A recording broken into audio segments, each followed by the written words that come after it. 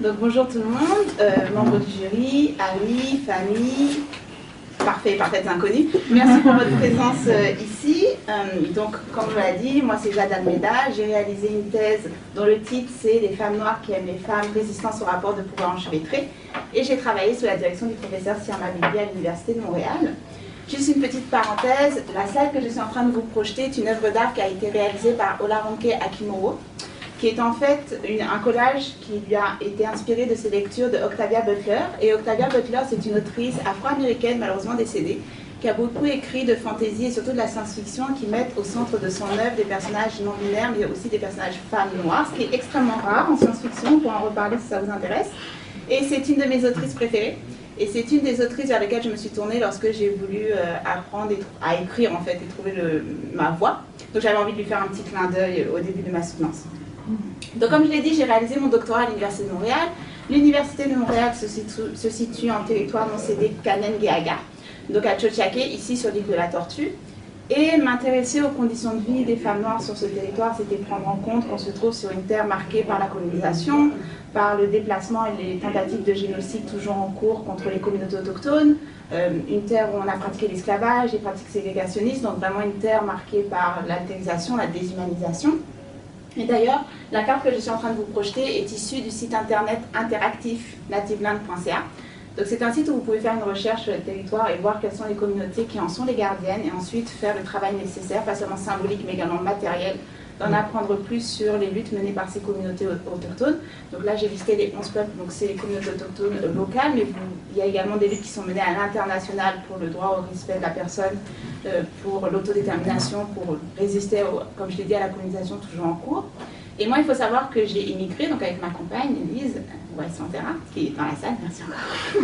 Donc on a immigré ici et il a fallu qu'on mène une réflexion importante, une réflexion qui est toujours en cours sur notre participation à ce système. Donc le fait qu'on soit venu ici, qu'on ait demandé à un système colonial l'autorisation de s'installer et qu'est-ce que cela représente du fait de faire cette recherche ici. Et en fait, cette réflexion constante avec le territoire, une terre, comme j'ai dit, marquée par la colonisation, mais aussi une terre où on a pratiqué l'esclavage, etc., c'est un fil rouge qui était aussi très présent dans les entretiens en fait, avec mes participantes. Donc on aura sûrement l'occasion d'en reparler également. Pour les personnes qui n'ont pas eu l'extrême chance de lire ma thèse, je vais vous faire un petit topo. Donc, la question principale, la grosse question de recherche, c'était par quels moyens des personnes qui se situent à la croisée des systèmes d'oppression composent et finalement résistent à un système qui leur est structurellement hostile. Donc ça, c'était la grosse question de recherche, sachant que je partais d'un présupposé qui était, certes, ce sont des individus qui se trouvent au sein de systèmes d'oppression donc structurellement hostiles, mais ce sont des individus qui développent en fait probablement des stratégies au quotidien pour peut-être lutter, naviguer, transgresser ces systèmes d'oppression. Donc ça c'était mon gros premier présupposé. Le deuxième, c'est que je me disais qu'en m'intéressant au quotidien de ces personnes, on en apprendrait plus sur les systèmes d'oppression. Donc la manière dont c'est très fluide, complexifié, comment ça fonctionne au quotidien. Donc pour répondre à cette grosse question, j'ai réalisé des entretiens, en fait 22 entretiens, dont j'ai gardé en fait une dizaine pour travailler de manière approfondie. On reviendra plus tard là-dessus pourquoi j'ai fait ce choix. Et je m'intéressais vraiment au quotidien, donc vraiment au privé, aux microsphères, aux stratégies de résistance. Et j'ai aussi réalisé une auto-ethnographie de la participation. C'est-à-dire que j'apparais énormément dans cette thèse. Je précise que je m'identifie moi-même comme une femme noire qui aime les femmes. Je suis en couple avec une femme noire. Et du coup, j'ai choisi d'apparaître, donc je suis également sujet d'analyse au sein de ma recherche. J'ai réalisé pour différentes raisons, on aura le temps d'en reparler, au niveau méthodologique, c'est vraiment un bricolage méthodologique queer tel qu'en parle Albert Stam. J'ai aussi, ça a été une surprise au niveau de l'écriture, mais les médias, une analyse des médias et des représentations, c'est beaucoup apparu en fait au sein de ma thèse.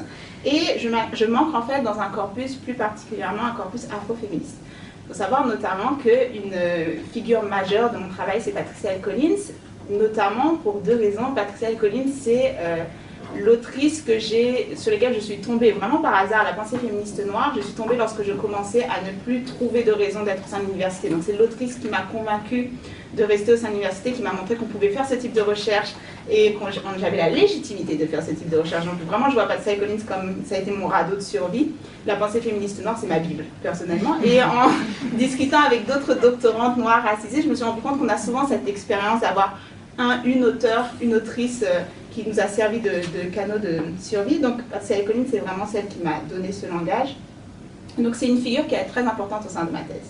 Du coup, ça c'était vraiment très rapidement résumé, mais spoiler pour les personnes qui souhaitent lire ma thèse, qu'est-ce que j'ai trouvé en termes de résultats? C'est vraiment une cartographie de stratégie. Alors j'ai fait ce schéma spécifiquement pour la soutenance, parce que je voulais pouvoir vous présenter très rapidement certaines stratégies. Je sais que ça peut paraître, c'est la tension, hein, lorsqu'on fait un schéma, on donne l'impression que c'est rigidifié, très cadré, tout est séparé, mais il faut vraiment comprendre que c'est très fluide en fait au niveau de leur stratégie. C'est très situationnel, c'est très contextuel, c'est très imbriqué. Donc on peut avoir l'impression par exemple que l'occupation fugitive des espaces n'a aucun rapport avec le silence, et en fait, il faut voir à quel point tout est relié. Donc le fait d'utiliser le silence dans un développement du langage qui va changer les espaces, création d'espaces d'appartenance qui peut passer par une occupation fugitive, tout est vraiment très relié. Donc voyez ça vraiment comme, ok c'est un schéma, mais gardez en tête que c'est extrêmement fluide. Jusque là tout va bien, ou je parle peut-être un peu vite, c'est à cause du stress. Donc une des choses qui ressort beaucoup, c'est que mes participantes démontrent d'une agentivité qui est vraiment perturbatrice. Hein. Perturbatrice des normes et des normes multiples, que ce soit de genre, de race hétéronormative, de classe. C'est aussi des personnes qui ont une conscience extrêmement fine de ce qui se joue contre elles, et extrêmement fine de la société qu'elles naviguent. Et ce sont, comme j'ai dit, des stratégies qui sont complexes, qui sont fluides, qui servent à la fois à naviguer, transgresser, parfois renforcer aussi les systèmes d'oppression, mais aussi les subvertir. Donc il y a beaucoup... Le mouvement est un thème très important dans ma thèse. Le mouvement est constant dans leur approche. Comment j'en suis arrivée à faire tout ça? Là, je vais passer un peu plus de temps sur tout le processus, les obstacles, et ce qui, je pense, est la particularité de ma recherche, et les limites, bien sûr. Il faut savoir que j'ai commencé à faire de la recherche, j'ai fait un master en histoire culturelle du contemporain à la Sorbonne, yes, it's a thing. Donc j'ai fait cette recherche sur Lesbien Magazine, qui était un magazine qui était édité de 1982 à 2012, donc plus de 30 ans. C'est un magazine lesbien, entièrement bénévole, écrit par et pour des lesbiennes, et qui s'est arrêté littéralement 1 an après que j'ai débuté ma recherche parce qu'il fallait que le timing soit parfait. Mais du coup, j'ai fait cette recherche, et ce qui m'a intéressé petit à petit, un des chapitres de mon mémoire, s'intéressait à la représentation des lesbiennes noires au sein de ce magazine. Parce que les lesbiennes noires y étaient particulièrement absentes en fait, et lorsqu'elles étaient présentes, absentes je veux dire en termes d'autrices, sujet de recherche, sujet d'article ou même photographie. Hein. Donc elles étaient particulièrement absentes, et lorsqu'elles étaient présentes, c'était très exotique, c'était très fétichisé. Donc ça m'a intéressée, je l'ai abordé. Et du coup, lorsque je suis passée en sociologie et que j'ai fait une maîtrise, j'ai fait ma recherche sur Dolyston Magazine. Alors Dolyston Magazine, c'était un réseau transplateforme numérique. C'était un site internet, une page Facebook, un compte Twitter, un compte Instagram, ce qui à l'époque n'était pas si répandu. D'autant plus que chaque réseau avait son propre discours. Donc ce n'était pas un article qui se répétait sur chaque, c'était vraiment la page YouTube avait son contenu, le site internet avait son contenu, Instagram avait son contenu, Facebook était devenu une application de rencontre tellement ça avait été détourné par les utilisatrices. Ça avait été créé par Tara et Sandra, donc 2 jeunes femmes en couple guadeloupéennes noires. C'était aussi des soirées, j'ai eu l'occasion d'aller à une de ces soirées, à Paris, c'était très populaire. Dolyston Magazine s'est arrêté quelques mois après que j'ai débuté ma recherche parce qu'il fallait rester dans le timing parfait. Voilà, consistance. D'ailleurs, j'ai commencé à écrire ma thèse pandémie, donc voilà, consistance jusqu'au bout. En fait, si je commence à travailler sur quelque chose sur lequel vous travaillez, peut-être que c'est le début du signe de la fin. Donc, j'ai fait cette recherche sur Dolyston Magazine. Lorsque je me décide à faire une thèse, je contacte le professeur Sirma Bilgué, la professeure Sirma Bilgué, en lui disant j'aimerais. Moi, ce qui m'intéressait, si vous avez bien compris, c'était les médias. C'était la représentation dans les médias. C'était ce sur quoi je voulais me spécialiser. Donc, lorsque je contacte Sirma, je lui dis j'aimerais travailler sur la presse lesbienne québécoise et la représentation notamment des lesbiennes. À ce moment-là, j'utilise le terme lesbienne, c'est important par la suite. J'aimerais m'intéresser à la représentation des lesbiennes noires au sein de la presse lesbienne québécoise. Donc, j'ai l'autorisation de faire cette recherche. Flash forward, au bout d'1 an, il y a 2 choses qui se passent. La première, c'est que je perds tout intérêt en fait sur la presse lesbienne québécoise, ce qui ne veut pas dire que c'est pas intéressant, c'est juste que c'est pas intéressant pour moi. Donc je me rends compte que je ne veux pas passer plusieurs années, donc en moyenne c'est 5 ans à doctorat, je ne vais pas passer 5 ans à examiner la presse lesbienne québécoise. No shade. Mais en tout cas, c'est ce qui s'est passé.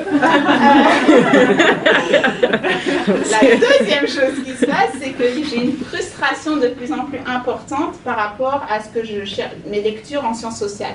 Dans le sens où, lorsque je cherchais ce qui avait été dit sur les lesbiennes noires, très souvent je trouvais que les textes, soit il n'y avait pas grand-chose, et encore moins en français, on aura le temps peut-être d'en reparler, soit il n'y avait pas grand-chose, soit ce que je trouvais était particulièrement victimaire. Donc j'avais vraiment l'impression que tout ce qu'on disait de nous, c'était les pires de ce qui pouvait nous arriver, et c'était même la seule chose qui était intéressante à dire sur nous, c'était ben, voilà toutes les violences qu'elles subissent.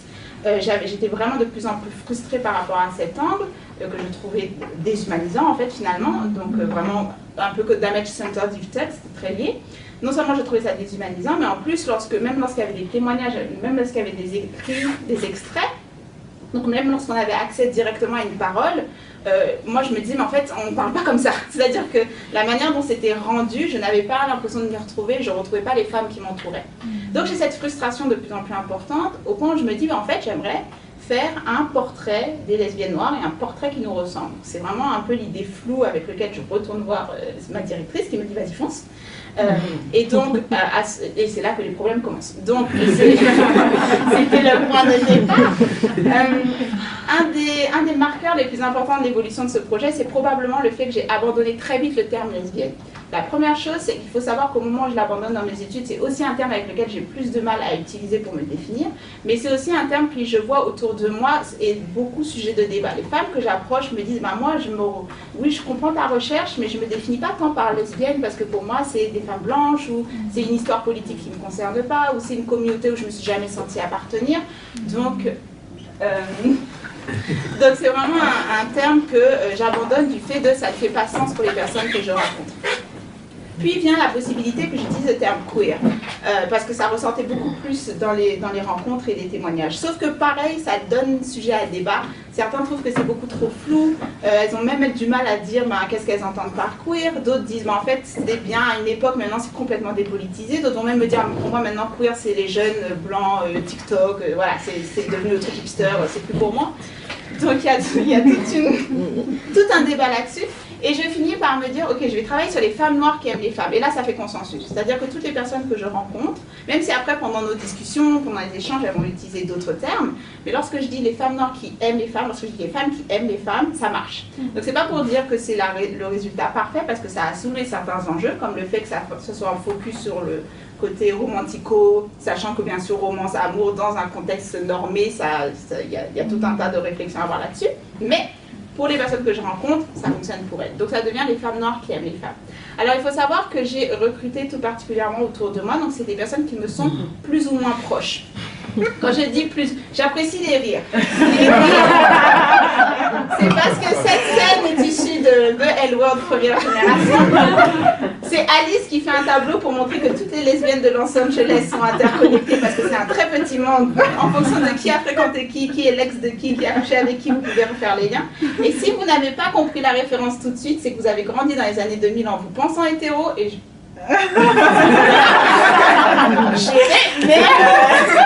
vous recommande, ne serait-ce que pour votre culture des lesbiennes, de jeter un œil à la première génération, sachant que maintenant il y a la génération Q et j'ai des choses à dire là-dessus aussi.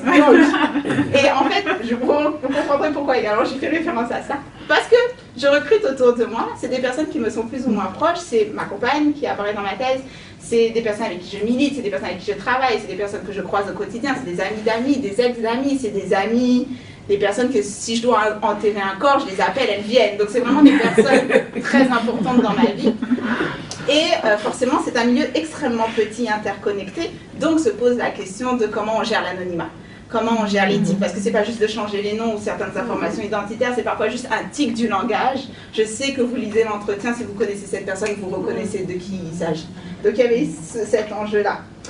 C'est extrêmement petit. Alors, il faut savoir que moi, lorsque je commence à faire cette thèse, j'ai de grands idéaux. Hein. Tous les doctorants et les doctorantes ont toujours l'impression qu'ils vont révolutionner les milieux par leur doctorat. Moi, j'ai 3 idéaux particuliers qui vont guider un peu tout le processus. La première chose, c'est que je veux que mes participants soient le plus impliqués possible. Donc, dans le sens, pas juste avoir une première rétroaction et la lecture de nos entretiens, je veux que ce soit des personnes avec qui on puisse discuter régulièrement de ma thèse, qu'elles se sentent à l'aise de m'interpeller sur le sujet, qu'elles se sentent à l'aise de me dire bah, moi, je suis plus. Ça marche pas, qu'on puisse en discuter constamment. Donc, c'était vraiment du début à la fin. Pour vous dire, j'ai eu des rétroactions 2 semaines avant le dépôt de ma thèse, ce qui est En tout cas, ça a été quelque chose à gérer. La deuxième chose, si vous avez bien retenu, c'est que je voulais absolument pas faire du damage center studies. Donc, c'est-à-dire que je voulais absolument pas centrer les violences. C'était là-dessus que je voulais absolument faire attention. Donc, je pose toute la tension de comment est-ce que, bien sûr, il faut que j'aborde les violences et les discriminations parce que ça émerge, bien sûr. Comment est-ce que je l'aborde tout en reconnaissant la résilience, tout en reconnaissant la gentilité, tout en ne donnant pas cette impression que ce sont des super-héroïnes au point de transformer leur histoire en des contes pour lesquels il faut le type de conte qui nous montre que les bons contes. Donc il y avait toujours cette tension entre les deux. La troisième chose qui peut paraître extrêmement basique, c'est que je voulais que ce soit agréable à lire. Donc ça peut paraître très basique. Mais si vous avez l'habitude de devoir lire des textes académiques, vous savez que être agréable à lire, c'est pas notre forte. Donc, c'est pas les textes qu'on a envie de lire avant d'aller dormir.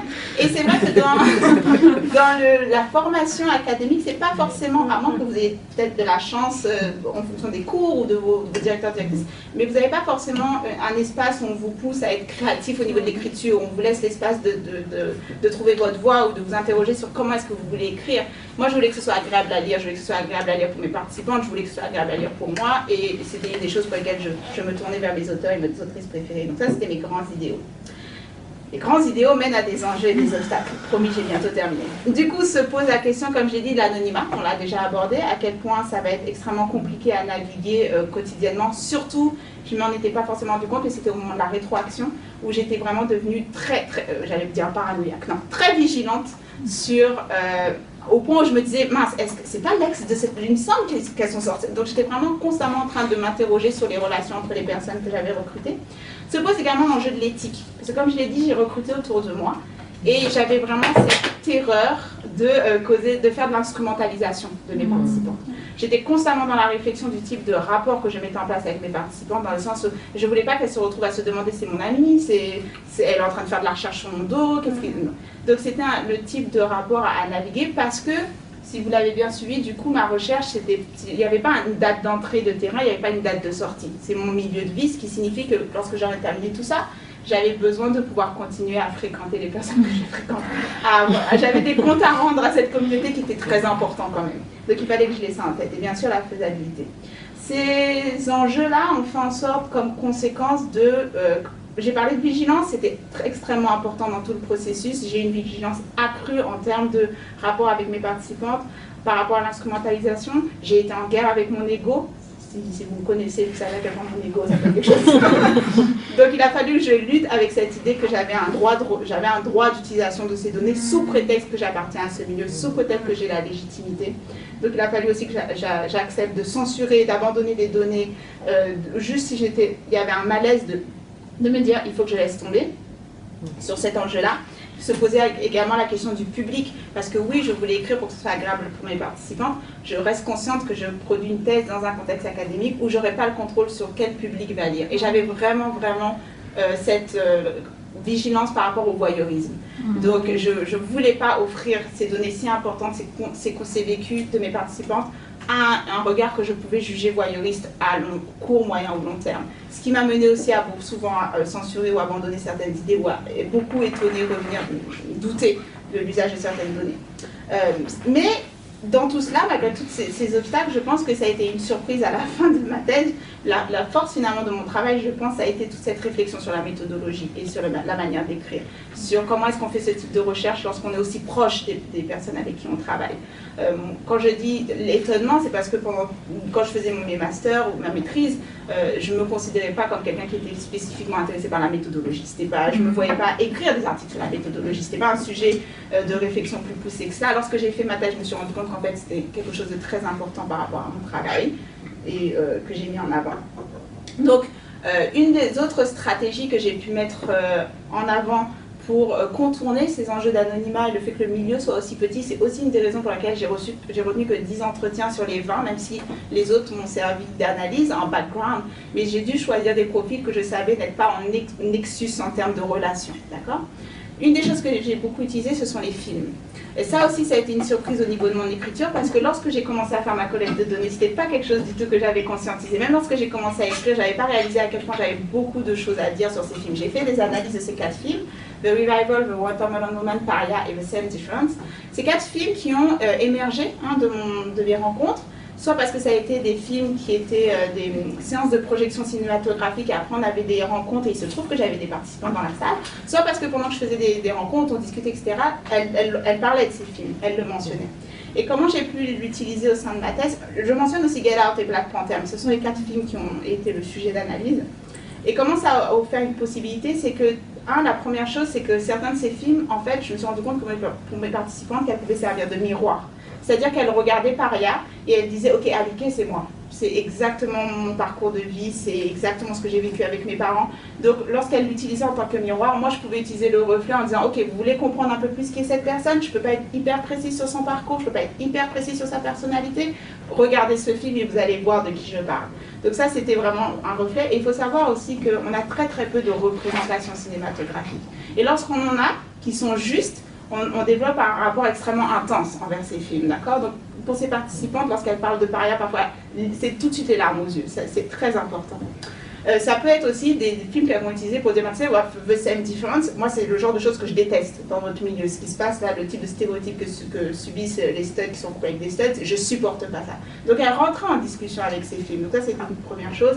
La deuxième, c'est que j'ai pu utiliser ces films pour enrichir, en fait, les profils, comme une espèce de boule à facettes. Donc ça me permettait, en montrant les différentes personnalités qu'il y avait dans ces films, de vous rajouter encore une fois des portraits plus riches et diversifiés que ce que je pouvais être, tout en respectant l'anonymat de mes participantes. C'est l'avant-dernière slide, donc promis, j'ai bientôt terminé.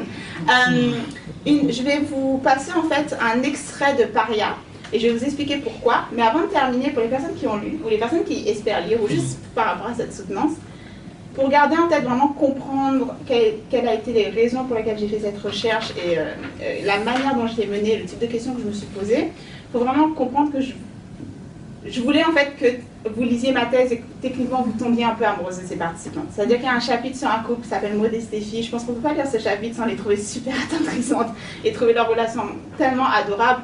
Il y a Gaëlle qui, on lève les yeux au ciel devant toutes les péripéties de Gaëlle. J'espère que les gens vont se dire, ok, oui, j'ai une Gaëlle dans mon entourage, je vois exactement de qui vous s'agit. Je voulais qu'on voit l'énergie de Douala, l'énergie de Kimberly. Je voulais que la force tranquille de Lise apparaisse dans ma thèse et qu'à côté j'ai l'air complètement all over the place. Mais je voulais vraiment qu'on voit les personnes, qu'on voit leur humanité. Je voulais vraiment que ce soit leur humanité tout entière qui apparaisse dans cette thèse. C'est ce qui a mené guidé énormément de mes choix. Et j'ai choisi de vous mettre un extrait de Paria pour terminer ma soutenance. Parce que c'est un extrait qui est extrêmement important pour plusieurs de mes participantes. Elles y font très souvent référence, ça les a beaucoup marquées. C'est aussi un extrait que je trouve très touchant. 2, parce que je trouve que ça encapsule, en français, pas du tout, ça représente assez rapidement, mais quand même ça représente ce que j'ai vraiment voulu illustrer dans cette thèse, c'est-à-dire oui, on voit le heartbreak, on voit la difficulté, on voit la violence, mais on voit aussi les liens familiaux, on voit le soutien communautaire, on voit l'espoir aussi lorsqu'elle est dans le bus, et surtout l'espoir d'amélioration de conditions de vie. Il y a tout ça en très peu de temps dans cette scène. Et pour les personnes qui comprennent l'anglais, elle lit un poème qu'Alike, le personnage est supposé avoir écrit. C'est un poème qui est extrêmement touchant.